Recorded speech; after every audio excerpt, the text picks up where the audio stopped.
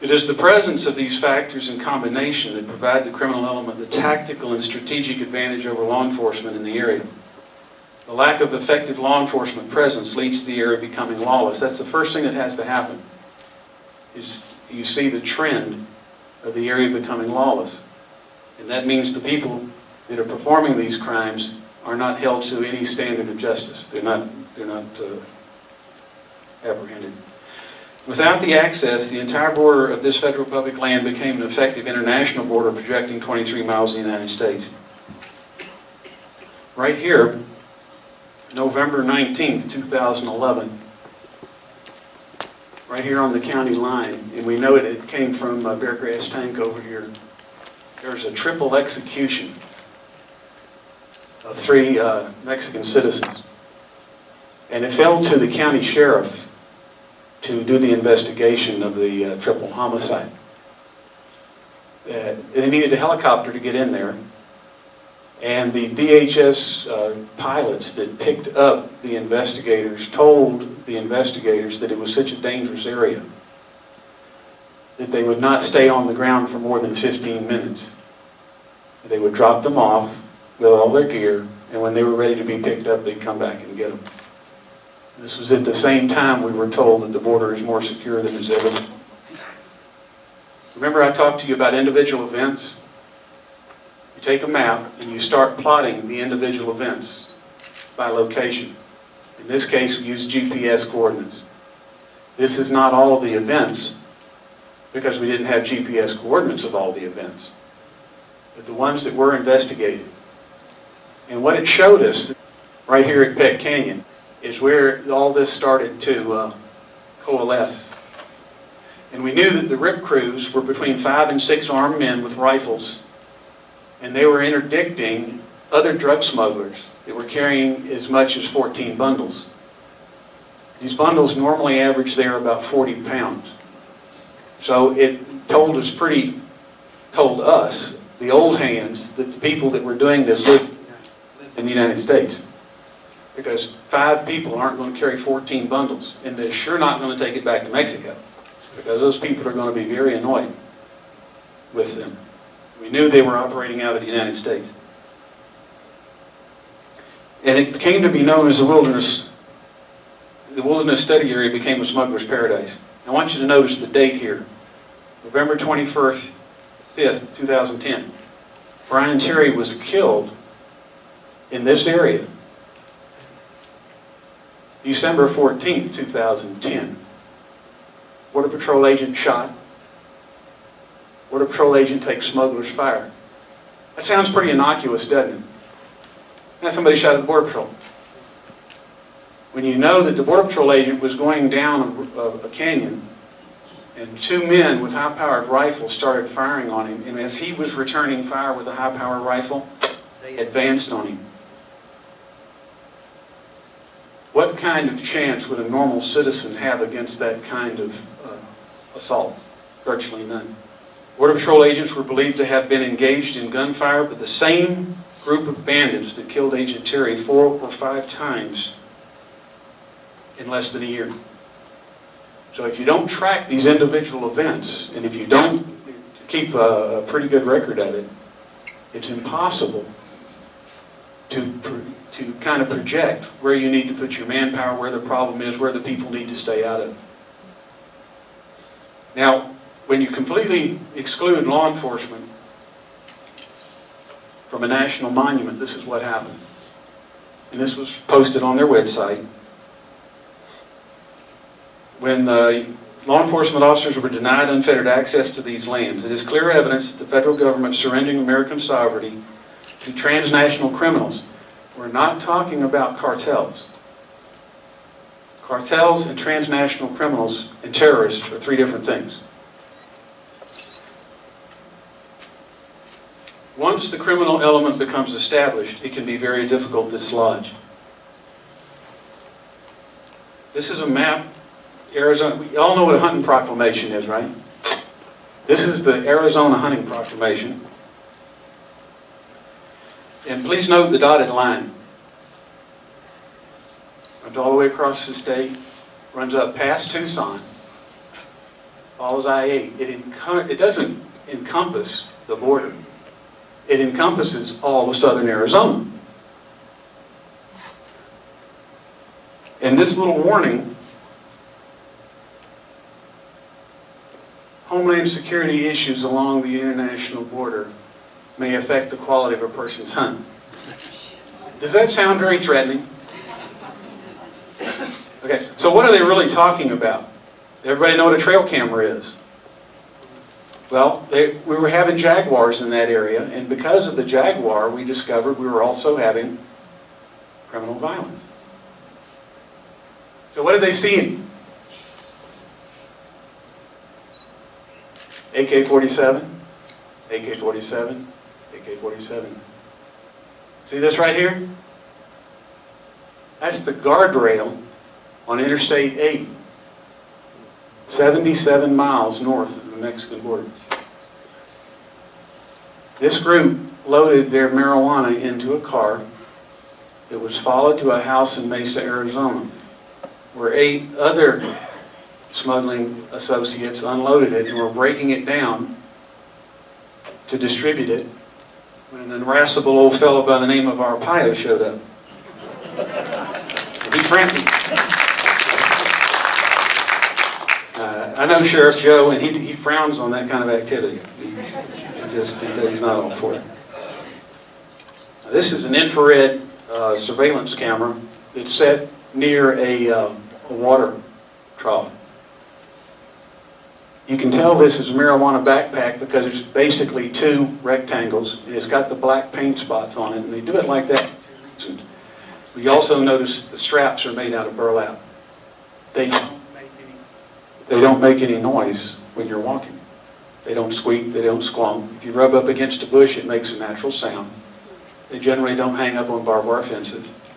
And if you drop one in open ground, it's very difficult to be seen from the air because it blends in. The shape is like other things in the area. And very little of that part of Arizona is level ground. So it just looks, from the air, it looks like any other rock. Now, this is very close to the New Mexico border. This is a suspected border bandit taken with a game camera near a game guzzler in southeast Cochise County near the New Mexico border. Now, first thing you notice is the 30-round magazine. It's an AR-15 M16 platform rifle without a flash hider. It's the only one I've ever seen without a flash hider. But notice the foam sole shoes. When you walk in the rocks, which I think in New Mexico you have a few rocks also in the terrain, right? When the foam sole steps down on the rock, instead of breaking over and breaking the crust of the ground, it just conforms to it and goes on. Leaves very little evidence of passage. I need to mention that at least 2 of the members of the RIP crew identified as being responsible for the Brian Terry murder were also residing in Mesa, Arizona. They were not living in Mexico. And they had both been previously deported from the United States. There appears to be a nexus between illegal aliens and drugs being smuggled into sanctuary cities and municipalities that are welcome to illegal aliens. Kind of looks like trash. Well, this is actually a robbery scene. They bring the victims up the trail. The armed bandits are on either side. They're in league with the coyote. They stop the group there, and in those blank areas where there's no clothes across the wash, that's where they stand the person when they search them and shake them down, so that if they drop anything of value, they can find it easily. Doesn't change the fact that it's a lot of junk. These are the 3 characteristics of criminal activity on federal public lands in Arizona that we've noticed and kind of documented over time. On some of the lands west of Tucson, there seems to be an emerging pattern of underreporting of known violent criminal activity through the media to the public. Also, these were highlighted by the underreporting of 2 separate double murders. Some of this last one happened within sight of the gate of a ranch house. When they came and picked up the bodies, before the law enforcement came back to process the crime scene, it was a week. Any evidence gained would have been virtually useless. That's all part of a lawless area. There's no real law enforcement, there's no evidence gathering, you just have victims, and a very large percentage of it is never reported. Now,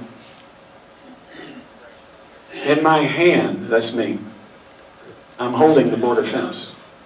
We had to find it with a GPS and dig it up with a stick. That is the fence in the body of the wilderness. The trail, right here, that goes up that canyon leads to what's called a rape tree. If the Border Patrol or law enforcement had unfettered access to that area, there would be a road there. This is what a rape tree looks like. The undergarments are hung on the tree. Rape is a crime of violence. This is a photograph of a trainer bra and a pair of small panties that showed obvious signs of being ripped off of a small female victim near this rape tree. And you can clearly see where it's torn, all 4 places on the underwear. Tubac, Arizona. I think you saw in the northeast corner of the wilderness study area, it showed Tubac. What happens when they start probing further and further into the United States, when they start unloading their drug and alien loads as they move into the populated areas? In this particular case, this guy set off a sensor in the wilderness study area, came out into the Tubac area where the Border Patrol agents were waiting. As soon as this person saw the Border Patrol agent, they opened fire. It's what's called an exchange of gunfire. At about 10 feet, this guy missed the agent 6 times. The agent reported getting very excited, and he returned fire and was successful in surviving the incident. On his hat here, he had an embroidered marijuana plant, and if you saw this 23-year-old guy walking down the street in Las Cruces or Albuquerque, you would think absolutely nothing about it. Because these people that do these kind of things are already embedded in our society. Note the bundle of marijuana is still attached to his bag. Notice the straps made out of burlap and reinforced with rope in the rectangular shape of the bundle. Now get ready. This is a group of illegal aliens that crossed on April 24th, 2012. They were wearing booties that they buy in Mexico that are made out of carpet. What it does is it makes it very difficult to read the track or the number of people. The water jugs are either painted black or come dark brown so that they don't show up or shine or reflect light. They're a dull surface. So if you see these dark water jugs or these booties, and in particular large black plastic bags that look like they're relatively unused, that's a sure sign that you've got significant alien smuggling in your area. But what is interesting about this particular group, notice that it's right after daylight. See the sun angle? And you can see by the shadow there's still people coming. I think there was 23 in this group. But if you look closer, you'll notice this person right here, female, that doesn't look like a Mexican. Would you believe they're Chinese? The agents tell us that they're catching groups of 30 to 60 west of Nogales coming through this wilderness area from China, India, Yemen. Have you read that in the newspaper? Now, when you're in Mexico looking at the federal public land west of Nogales, this is what you're looking at. We've had shooting incidents where RIP crews have taken down people and drugs here, where the drug smugglers were wounded in the Mount Wrightson wilderness. We've had it over here. This is where the fire was set. The monument fire was in the Miller Peak wilderness. And right here, about here, we've been having some rip-off activity. We've had what we thought at one time was 5 rip-off crews working this area here, as far north as 3 Points and Tucson. The major area of interest right now where our individual incidents are clustering are on the northeast boundary of the Tohono O'odham Reservation. And there's violent interactions between the people, the normal citizens out there recreating, the ranchers, and the drug smugglers.